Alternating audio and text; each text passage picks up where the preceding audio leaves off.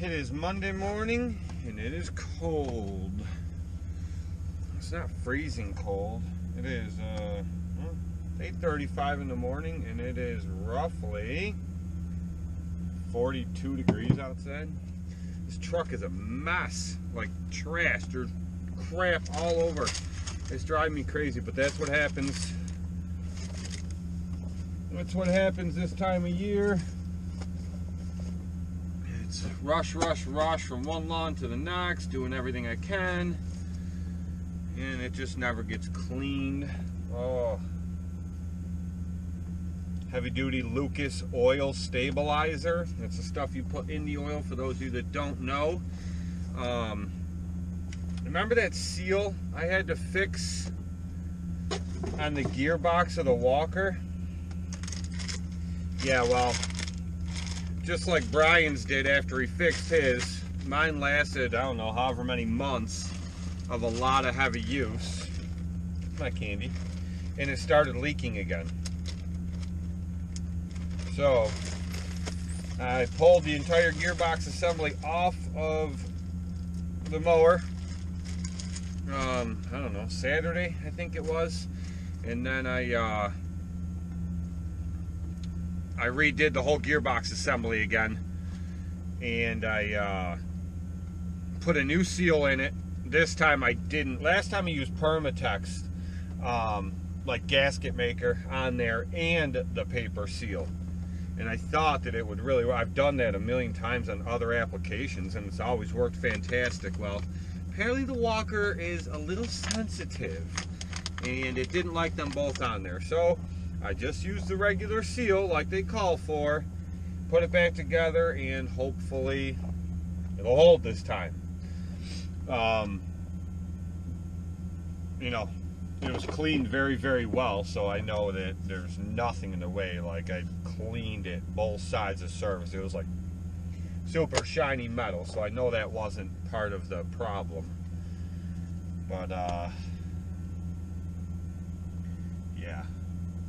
So, anyway, I use, it says to use, like, I think the manual calls for extreme pressure gear oil, like real heavy duty gear oil to run in those, which I usually use the Lucas. I think it's 8590 or something, or is that what I use, or the 75140? I can't remember, but it was the Lucas heavy duty gear oil is what I used in them before. And I noticed from a lot of use, when I was using a lot when it was real hot this summer, I think it's breaking down more than I want it to, because I added a little bit in even when the seal wasn't leaking.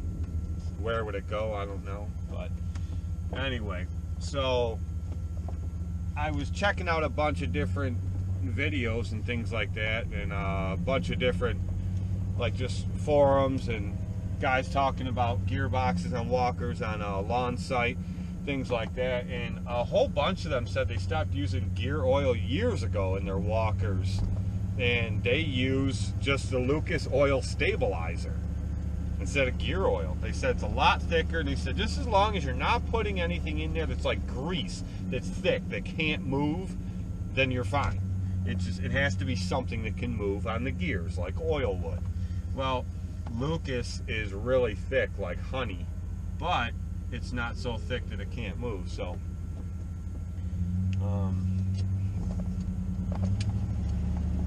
so it definitely does the job. It definitely will do the job, and I think it's going to work a lot better.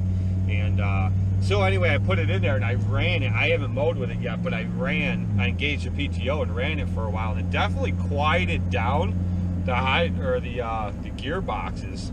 They don't whine as loud as they used to. So, I don't know. I guess we'll see what happens. It looks really, really dark in some areas, and then really bright, clear sky in other areas. There's a chance for rain every single day this week. I'm just going to go out and hit what I can, and it's, you know the drill. It is what it is. But we are under extreme wind advisories in my area, and it is, it's been on and off gusts all morning of 60 to 65 mile an hour winds. So you're not really blowing any leaves around. You're just getting on the lawns and you're vacuuming up what you can, and that's that. You're not blowing out flower beds because it's all going to blow back in your face, or you want to blow it this way and it's going to go that way, and it's never going to work the way you want. So on days like this, you just go in, you vac up the lawns, get the lawns cleaned up so that you can stay on top of it, and you know, next time you hit the lawn, hopefully it's not windy and you can take care of what's in the flower beds as well, and it's just how you do it. But I'm waiting for this auction company to call me back. I called them, I left them a voicemail, and I sent them an email. It's like 15 minutes, 20 minutes away from my house. There's a local gun shop that's been around forever in my area. Well, they're like a half hour away from my house, but they've been around forever, and they went out of business, so they had an online auction, and I was bidding on 11 different firearms. Most of them were sidearms, a bunch of semi-automatic pistols, and then there were a few revolvers, but there were a couple shotguns on there too, and a rifle or two I was bidding on. But I ended up winning 4 of them. So I got and they're all brand new except for, well, 2 of them are brand new and 2 of them aren't. The 2 that are brand new, one is a Taurus PT-111 Millennium, chambered in 9mm, which I used to have one as a backup carry when I worked on an armored truck, and I got rid of it years ago, and I wished I never had. I traded it for another gun I wished I never had, and I wanted one ever since. So that one's brand new. I got that for a smoking deal. Another one that I bid on, I really wasn't intending on it, but I was watching the online bid and nobody was bidding on this gun, so I jumped on it, and it is a car, 45 ACP, full size, with 2 magazines, everything. The case that it comes in, the manuals, it's brand new. So I won that dirt cheap. I won it for less than half of what it cost brand new. So, and then there's this other one I won. It's an old Smith & Wesson Detective Special, but it's a 6-shot revolver, but it's chambered in 22 caliber, so it's like a little plinker, a little fun gun. And I won that for, it was under $100 I got that thing for. And then there was this other one on there that I did want to bid on. It's a side-by-side brake barrel, double barrel shotgun, and it's an old Parker Brothers shotgun, stagecoach shotgun. You know, the old expression that says, you know, when you jump in a car with your buddies, you say, I got a shotgun. That was all originally started because on the money wagons, years and years ago in the Wild Wild West, you know, there would be one guy leading the horses, pulling the wagon, and another guy would sit right next to him with a shotgun. And he was to protect anybody that came after that wagon, or anyone that tried to rob them, attack them. That's where the expression riding shotgun came from. Well, this was one of the shotguns from that era, and it was a Parker Brothers stagecoach shotgun. That's what it was made for. And the thing is like mint, and nobody bid on this thing. And I wanted it, and I was willing to pay a good price for it, but nobody ended up bidding on it, and I ended up getting it for like $70. The gun, I mean, like an actual Parker Brothers stagecoach shotgun is, I don't know, they go for like, they're valued at like $1,300, $1,400, something like that. So for under $100 I got this gun. I couldn't believe it. I'm just guessing nobody knew what it was or whatever. I don't know. I watched a bunch of people bid prices on these guns. Some of these guns went for a lot more than what they retail for brand new. So I don't know. I'm thinking a lot of guys didn't do their homework, but you know, I've been into guns my whole life, and I was a firearms instructor forever, and I just know a lot about firearms, so I knew what a lot of these guns were worth, and I wasn't willing to pay more than obviously I could just go and buy one for. I mean, the point of an auction is to get cheap. But anyway, so I won 4 firearms on that.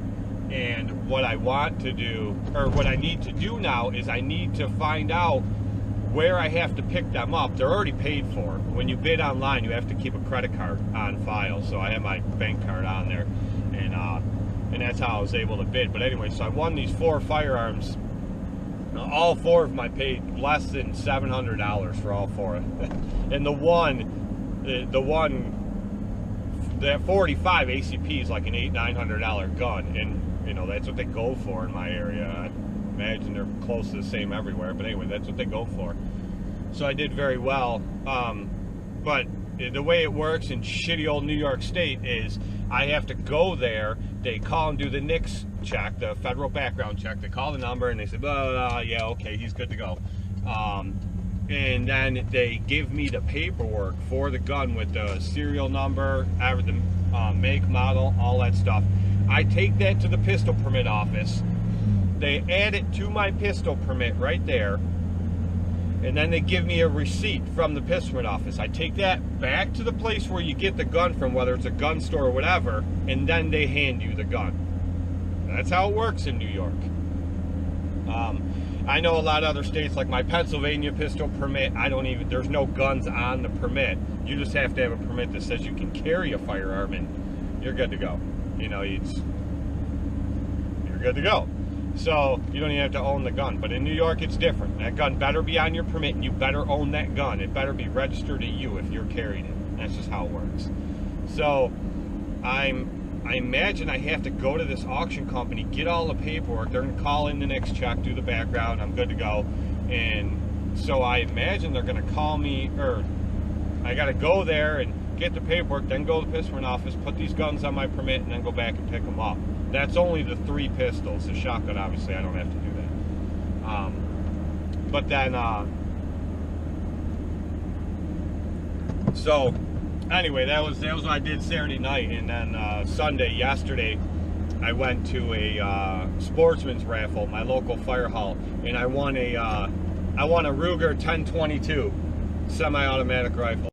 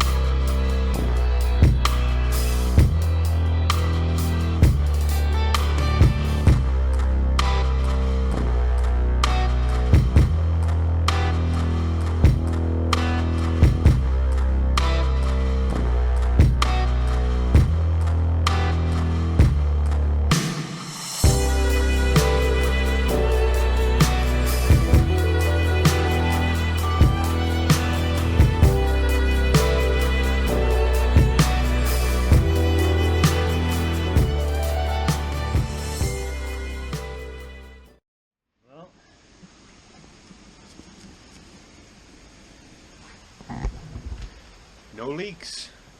That's definitely a good thing. It is windy and cold. Alright, I had to switch cameras. This one's about to die. We should probably plug it in.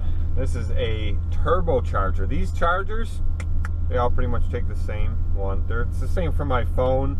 It's the same for both my GoPros. It'll charge this GoPro really fast. Charge my phone fast. It's called the Turbo 25. And Verizon sells them. But I buy them on Amazon because Verizon's too expensive. Anyway. God! Good Lord, child. Good Lord, child. It's cold out there. But, oh well. It ain't that cold yet. It'll get much colder before it gets warmer. But some of these lawns are still growing like crazy. Like, they're really tall. They're really green. This one here, next one, I'm not going to cut. It's like 5-6 houses down from that one, obviously. I'm not going to cut that one. I know it doesn't need cut. It can go a week. He goes to my church. He could care less what I do. He's like, cut it if you want to cut it. I don't care. Even when it doesn't need it. But there's no point in cutting his because it really doesn't need it. And I'm just, I think we're officially into the week. Today's the 30th of October. Tomorrow's Halloweener. And which, I'm hoping it doesn't rain tomorrow. And I'm really hoping I can make a video because I got a really cool idea. And I've been planning it for like a month. So, hi. I don't know who the hell you are, but hi. So, we're going to see what happens. I really think that it'll be cool if I can mow and it doesn't rain. But anyway, so I think we're officially into Wednesday will be the 1st of November. I usually mow right up until the week of Thanksgiving.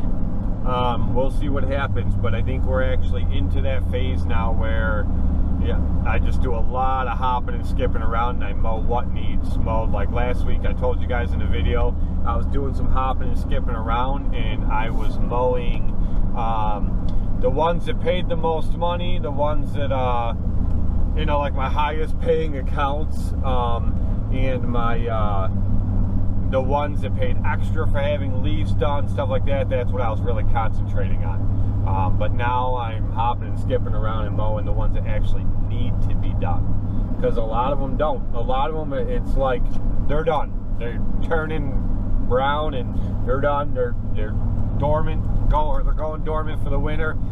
They're just not growing, don't need cut. And then there's other lawns that are green as green can be and growing up tall, like really tall. There goes a little mini tarp with a bungee around it that must have come off somebody's air conditioning unit. I bet when they put the next one on, they'll strap it better.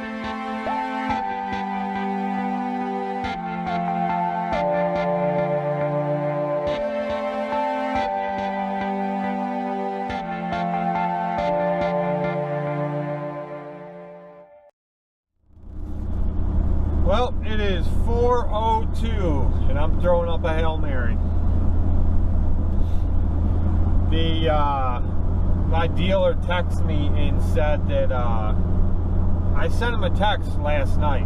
I knew it was kind of late, and I didn't know if he got it or not. He owns the dealership. Obviously, it's a family-run dealership where I get my walkers,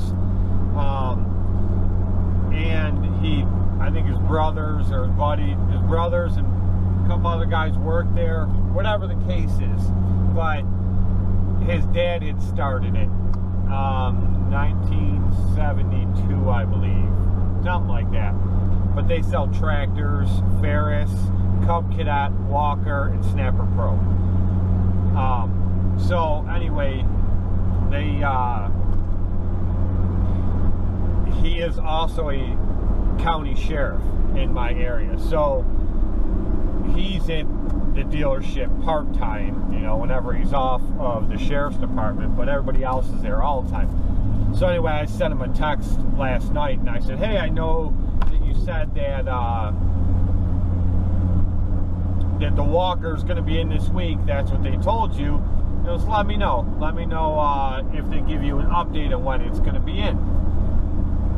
Well, he answered me back this morning, and he said, should be here today.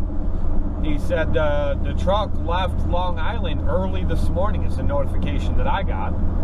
And I said, oh, cool. I wasn't expecting it till like toward the end of the week, which Thursday and Friday this week is supposed to be poor rain. Tomorrow and Wednesday is like a 10% chance. I was able to get a whole bunch of mowing done today. But I could really, really use this new mower right now. Obviously, I have the Great Dane, which is the only other one I'm using. And it's working fantastic, but I would really rather have my new Walker. And the Tiger Cat is at the other dealer where I got my Skag from. That's waiting on carburetor parts, 300 hours, and it's running like crap. It's having a whole bunch of carb issues, which is the first real issue I've had with that thing. So, and I bought it last year, August of 2016. So, you know, I have my 36, which, you know, runs great. The X-Mark, it's doing fantastic. But as far as full-size mowers go, the only other mower I have is the Ferris Walk Behind. It's not a mower that I use for a full-time mower. It's used very rarely for a few specific accounts that I have, and it's not like a quick, rapid adjust for deck height, things like that. So it's just not an overall good mower for my needs. So when it comes down to like a regular discharge mower, full-time mower for my needs, I would need the Great Dane or the Tiger Cat or this new Walker, which this new Walker is supposed to replace both of them. So I really need it. But anyway, I texted him like an hour ago and I said, that thing show up yet? He goes, no, not yet. I'm actually surprised. I figured it'd be here by now. And they close at 5 o'clock today. So he goes, I'm really surprised. I thought for sure it'd be here by now. It could show up at any minute. I said, all right, well, I could really use this mower. So I said, I'm going to throw up a Hail Mary and I'm going to head out there. It's like a 40-minute ride. And I know it may sound kind of stupid that I'm driving out there 40 minutes each way, hoping this mower is going to be there. But you know, to me, it's worth it. It's, you know, he's pretty darn confident that it's going to be there today. It's going to show up. So so I'm heading out there and hoping for the best that it's going to be there.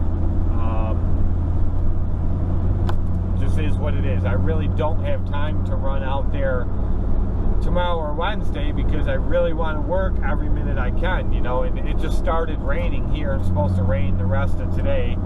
You know, like I said, it's just after 4 o'clock. The dealership closed at 5.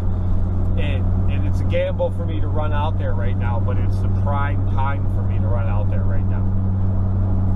like I said, started to rain here, and then tomorrow, Wednesday, it's not supposed to rain at all. There's a 10% chance both days, so I should be able to work like sun up to sundown the next 2 days, crack out a lot of mowing, a lot of stuff that I need to get done. Then Thursday and Friday, well, it's 90% chance rain all day for both days, which I got all the stuff sorted out with the guns that I have recently acquired, so I can go take care of them with the pistol permit office and everything else.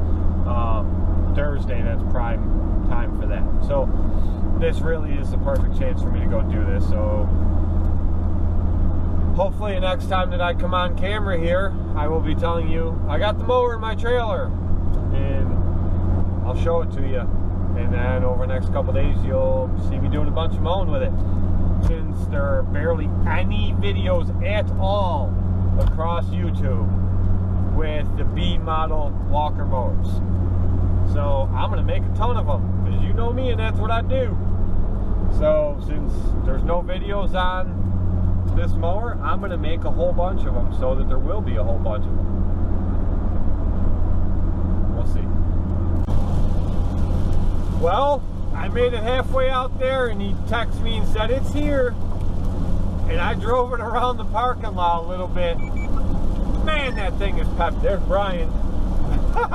Of course, I had to send Brian pictures right away. I have a feeling you're gonna love this mower. You are 100% correct, Brian. Yeah, man, it's peppy. Very, very peppy. They say that these Bs are a lot faster than the MTs, and they're great for handling hills, things like that. So yeah, I'm super stoked. I can't wait. Hopefully I'll get some mowing done with it. So I don't know, here's a couple pictures. Check these out. I'll end the video with that, and hopefully tomorrow or before too long I'll get some video of mowing with it, and get some videos up of it so you guys can really check it out. But I got more Walker t-shirts, a Walker care package, all that fancy stuff.